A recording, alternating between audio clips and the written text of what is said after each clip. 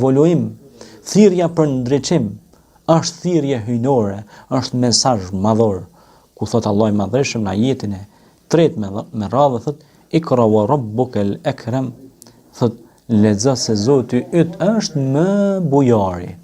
Pra bujaria e Zotit është shumë e madhe. Pra kjo bujari dhe kjo është inna akramakum indallahi atqakum, por kjo bujari u ofrohet atyre që janë atqakum, që janë të devotshëm. La hawla wala quwwata illa billah. Pra kjo dhurat u jepet të devotshmeve dhe të devotshmeve. Pra atyre që janë të devotshëm, të përkushtuar, pra që kanë qëllim kënaqësinë e të madhit Allah, që japin sadak pa durën, që japin për të mirave që Allahu ka dhënë, që ndihmojnë varfër, jetimve, bonjakëve, studentëve, ndihmojnë në përhapjen e diturisë, arsimit, atë dhe dashurisë.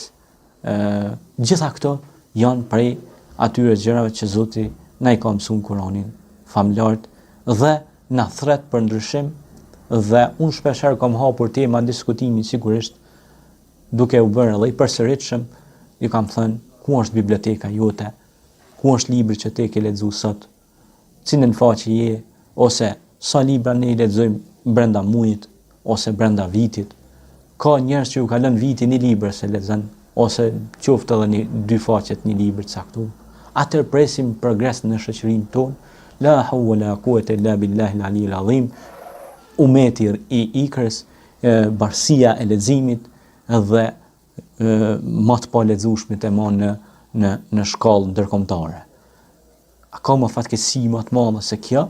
Domethënë, më shpall më të palexueshmit në planetin Tokë. Atëherë ne duhet të vim mbrapa veti, të ndryshojmë. Leximi, libri dhe lexuesit do të më qenë gjithmonë në konektivitet me njëri tjetrin.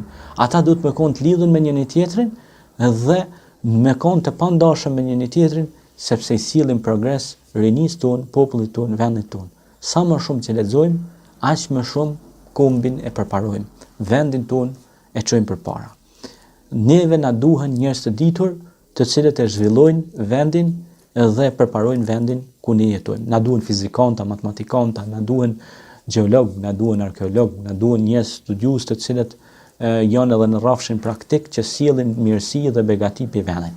Dhe ky Allah i Madhreshëm me fjalën lexo i thirrë gjithë popujt, i thirrë gjithë civilizimet për ndryshim. Dhe kjo është madhështia e kësaj fjale.